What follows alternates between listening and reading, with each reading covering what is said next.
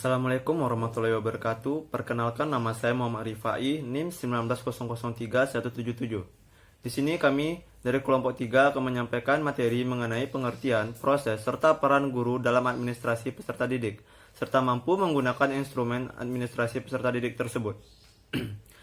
Baiklah, di sini saya akan menyampaikan materi pertama, yaitu pengertian administrasi peserta didik. Administrasi dalam bahasa Latinnya terdiri dari kata et dan ministrare. Et dalam bahasa Inggris yaitu to, yang artinya ke atau kepada. Ministrare dalam bahasa Inggris yaitu to serve atau to conduct, yang artinya melayani, membantu, serta mengerahkan. Dalam bahasa Inggris juga terdapat to administer, yang artinya mengatur, memelihara, dan mengerahkan. Sedangkan peserta didik dalam Kamus Besar Bahasa Indonesia diartikan yaitu sebagai orang yang sedang belajar atau orang yang sedang menempuh suatu jenjang pendidikan. Jadi, administrasi peserta didik adalah seluruh proses kegiatan yang direncanakan dan diusahakan secara sengaja serta bimbingan yang dilakukan oleh guru terus-menerus secara kontinu yang diberikan kepada peserta didik dalam lembaga pendidikan yang bersangkutan agar dapat terjadinya proses belajar mengajar secara efektif dan efisien. Menurut Undang-Undang Dasar Pendidikan Nasional tahun 1989, administrasi peserta didik ini juga dikatakan sebagai usaha sadar untuk menyiapkan peserta didik melalui kegiatan, bimbingan, pengajaran, dan latihan bagi peranannya, yaitu bagi peranan para peserta didik tersebut di masa yang akan datang. Baiklah, sekian materi dari saya yang materi selanjutnya akan disampaikan oleh rekan saya. Assalamualaikum warahmatullahi wabarakatuh. Baiklah, saya Titik Mai Indra akan melanjutkan materi kelompok kami selanjutnya, yaitu tentang proses administrasi pendidikan. Nah, di mana dalam penerimaan siswa baru perlu dilakukan proses seleksi dan juga pencatatan siswa yang memasuki sekolah setelah para calon siswa tersebut memahami persyaratan yang ditentukan oleh pihak sekolah. Nah, kegiatan yang dilaksanakan dalam rangka administrasi peserta didik dibagi menjadi 3 tahap, yaitu yang pertama kegiatan administrasi pada awal tahun pembelajaran, yang kedua yaitu administrasi selama tahun pembelajaran, dan yang ketiga yaitu administrasi akhir tahun pembelajaran. Di mana dalam penerimaan siswa baru perlu dilakukan proses seleksi dan pencatatan siswa yang memasuki sekolah atau lembaga pendidikan setelah calon siswa tersebut memenuhi persyaratan yang ditentukan oleh sekolah.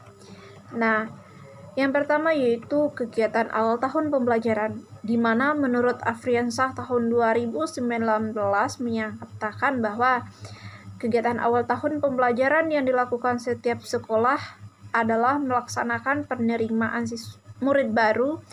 Murid-murid ini akan diterima jikalau sudah memenuhi persyaratan-persyaratan yang ditentukan oleh sekolah. Nah, dalam penerimaan murid baru ada beberapa kegiatan yang harus dilakukan, yaitu pada proses perencanaan. Nah, terdapat beberapa tahapan dalam hal tersebut. Yang pertama yaitu menentukan jumlah daya tampung. Nah, dalam menentukan jumlah daya tampung ini dapat menggunakan rumus DYT sama dengan BB dikali MB dikurang ATK, di mana DYT merupakan daya tampung, BB merupakan banyaknya bangku, MB merupakan muatan bangku, sedangkan ATK merupakan anak tinggal kelas. Nah, yang kedua yaitu tahap penetapan syarat calon siswa, dan yang ketiga yaitu penetapan panitia penerimaan siswa baru. Nah, yang kedua selama tahun pembelajaran. Menurut Afriansah juga tahun 2019 menyatakan bahwa kegiatan setelah murid diterima di sekolah adalah membina murid tersebut sehingga berkembang sesuai dengan kemampuannya, sesuai dengan tujuan sekolah, di mana pembinaan dilakukan agar murid dapat menyesuaikan diri dengan tuntutan sekolah. Dengan pemahaman terhadap lingkungan itu diharapkan dapat tercipta suatu keadaan di mana murid lebih tertib dan lebih mementingkan tugas-tugasnya dibandingkan dengan kegiatan pribadi lainnya di sekolah. Nah, ada beberapa hal yang dapat dilakukan dalam rangka pembinaan murid tersebut. Yang pertama, orientasi untuk murid baru, di mana orientasi murid baru mencakup kegiatan pada hari pertama sekolah atau yang biasa kita sebut dengan masa orientasi siswa atau MOS. Nah, yang kedua ada peraturan kehadiran murid. Nah, kehadiran peserta didik di sekolah merupakan kehadiran dan keikutsertaan peserta didik baik itu secara fisik maupun mental terhadap aktivitas sekolah dan jam-jam efektif di sekolah. Nah, selanjutnya yaitu ada promosi dan mutasi murid. Nah, di mana promosi dan mutasi merupakan salah satu fase dalam pembinaan siswa. Nah, di mana promosi itu sendiri merupakan perpindahan siswa dari satu kelas ke kelas lain yang lebih tinggi setelah memenuhi persyaratan tertentu. Nah, sementara mutasi merupakan perpindahan siswa dari satu sekolah ke sekolah lainnya dikarenakan alasan tertentu. Nah, selanjutnya yaitu ada tata tertib sekolah, ganjaran dan hukuman. Nah, sementara ganjaran dan hukuman ini menurut Risnawati tahun 2014 menjelaskan bahwa ganjaran merupakan imbalan yang menyenangkan yang diterima murid karena prestasinya dalam berusaha untuk mengerjakan sesuatu. Nah, sementara hukuman itu sendiri menurut Risnawati tahun 2014 merupakan imbalan yang tidak menyenangkan yang harus diterima murid akibat tingkah laku mereka dinilai sekolah tidak pada tempatnya. Nah, yang terakhir yaitu ada administrasi akhir tahun pembelajaran, di mana kegiatan pada akhir tahun yaitu pelaksanaan ujian seperti ujian nasional dan ujian akhir semester, di mana administrasi yang dilakukan berhubungan dengan kegiatan seperti pelaksanaan ujian nasional maupun kenaikan kelas. Nah, baiklah, sekian dari saya ucapkan terima kasih. Sesuai dengan tujuan sekolah, di mana pembinaan dilakukan agar murid dapat menyesuaikan diri dengan tuntutan sekolah. Dengan pemahaman terhadap lingkungan itu diharapkan dapat tercipta suatu keadaan di mana murid lebih tertib dan lebih mementingkan tugas-tugasnya dibandingkan dengan kegiatan pribadi lainnya di sekolah. Nah, ada beberapa hal yang dapat dilakukan dalam rangka pembinaan murid tersebut. Yang pertama, orientasi untuk murid baru, di mana orientasi murid baru mencakup kegiatan pada hari pertama sekolah atau yang biasa kita sebut dengan masa orientasi siswa atau MOS. Nah, yang kedua ada peraturan kehadiran murid. Nah, kehadiran peserta didik di sekolah merupakan kehadiran dan keikutsertaan peserta didik baik itu secara fisik maupun mental terhadap aktivitas sekolah dan jam-jam efektif di sekolah. Nah, selanjutnya yaitu ada promosi dan mutasi murid. Nah, di mana promosi dan mutasi merupakan salah satu fase dalam pembinaan siswa. Nah, di mana promosi itu sendiri merupakan perpindahan siswa dari satu kelas ke kelas lain yang lebih tinggi setelah memenuhi persyaratan tertentu. Nah, sementara mutasi merupakan perpindahan siswa dari satu sekolah ke sekolah lainnya dikarenakan alasan tertentu. Nah, selanjutnya yaitu ada tata tertib sekolah, ganjaran dan hukuman. Nah, sementara ganjaran dan hukuman ini menurut Risnawati tahun 2014 menjelaskan bahwa ganjaran merupakan imbalan yang menyenangkan yang diterima murid karena prestasinya dalam berusaha untuk mengerjakan sesuatu. Nah, sementara hukuman itu sendiri menurut Risnawati tahun 2014 merupakan imbalan yang tidak menyenangkan yang harus diterima murid akibat tingkah laku mereka dinilai sekolah tidak pada tempatnya. Nah, yang terakhir yaitu ada administrasi akhir tahun pembelajaran, di mana kegiatan pada akhir tahun yaitu pelaksanaan ujian seperti ujian nasional dan ujian akhir semester, di mana administrasi yang dilakukan berhubungan dengan kegiatan seperti pelaksanaan ujian nasional maupun kenaikan kelas. Nah, baiklah, sekian dari saya ucapkan terima kasih. Baiklah, saya akan menyampaikan materi yang ketiga tentang instrumen administrasi peserta didik, baik yang manual maupun elektronik. Untuk mempermudah dan memperlancar jalannya administrasi peserta didik, maka perlu ditunjang oleh berbagai instrumen. Instrumen yang dimaksud antara lain berupa buku-buku dan format-format yang digunakan untuk merekam semua data dan informasi yang berkenaan dengan siswa yang bersangkutan. Adapun instrumen-instrumen yang dimaksud antara lain, yang pertama adalah buku induk. Buku induk merupakan buku pokok karena di dalamnya memuat semua informasi yang dianggap lengkap mengenai keadaan siswa. Informasi tersebut dapat meliputi identitas pribadi siswa sampai pada informasi nilai-nilai hasil belajar yang diperoleh oleh siswa selama belajar di sekolah yang bersangkutan. Yang kedua adalah buku kleper. Buku kleper ini berfungsi untuk membantu buku induk memuat data siswa yang penting-penting saja. Pengisian buku kleper ini tidak selengkap buku induk, karena keutamaan utama buku kleper adalah untuk memudahkan mencari data murid, apalagi belum diketahui nomor induknya. Hal ini mudah ditemukan dalam buku kleper karena nama murid disusun menurut abjad. Yang ketiga adalah buku keadaan siswa.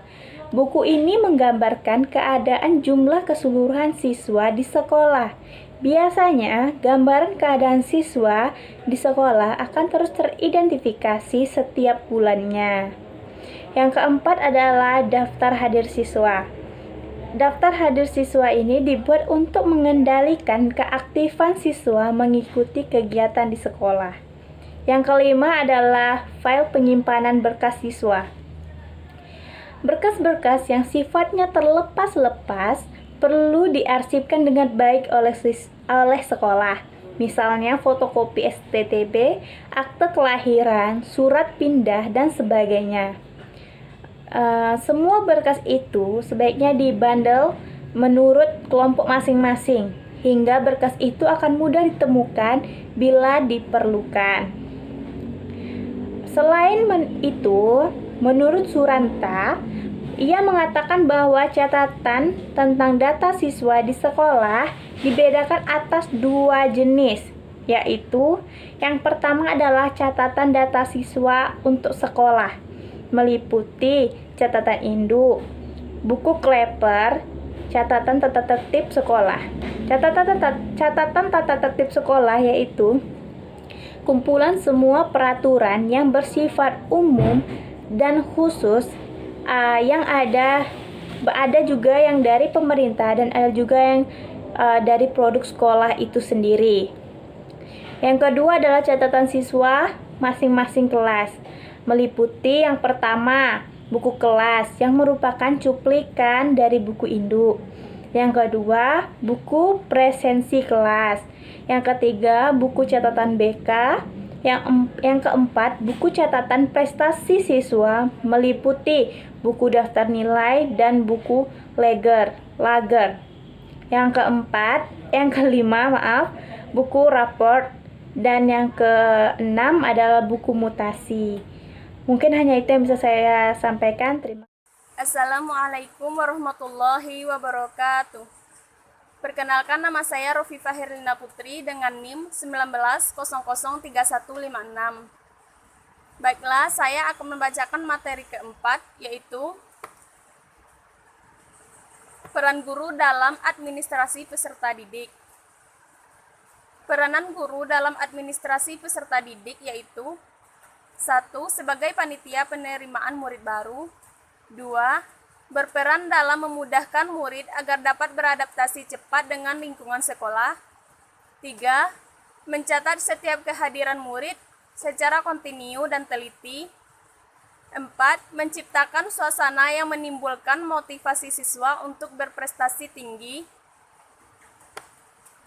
Dan yang kelima, menciptakan disiplin sekolah atau kelas yang baik.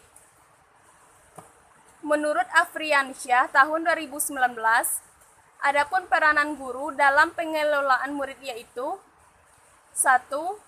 Guru dapat dilibatkan dalam penerimaan murid baru dengan menunjuk mereka sebagai panitia penerimaan yang dapat melakukan tugas-tugas teknis mulai dari pencatatan, penerimaan sampai dengan pelaporan pelaksanaan tugas. 2. Peranan guru besar dalam masa orientasi dipegang oleh guru kelas 1 di samping kepala sekolah. Tugas guru adalah membuat murid dapat lebih cepat beradaptasi dengan lingkungan sekolah. Peranan guru dalam hal ini sangat penting. 3. Untuk pengaturan kehadiran murid di kelas, guru pun mempunyai andil yang besar. 4. Guru harus mampu menciptakan suasana yang mendorong timbulnya motivasi murid untuk senantiasa berprestasi tinggi.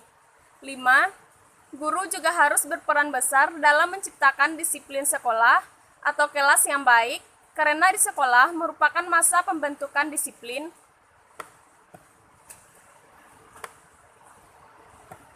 Guru diharapkan mampu menjadi contoh atau panutan bagi murid-muridnya. Berdasarkan pendapat tersebut, maka dapat disimpulkan bahwa peran guru dalam administrasi peserta didik adalah sebagai panitia penyeleksi penerimaan siswa baru, berperan dalam memudahkan siswa beradaptasi dengan lingkungan sekolah, mencatat dan mengontrol kehadiran siswa, melakukan uji kompetensi, menciptakan disiplin sekolah atau kelas yang baik, dan melaksanakan bimbingan karir serta penelusuran lulusan. Baiklah, sekian dari saya. Wassalamualaikum warahmatullahi wabarakatuh.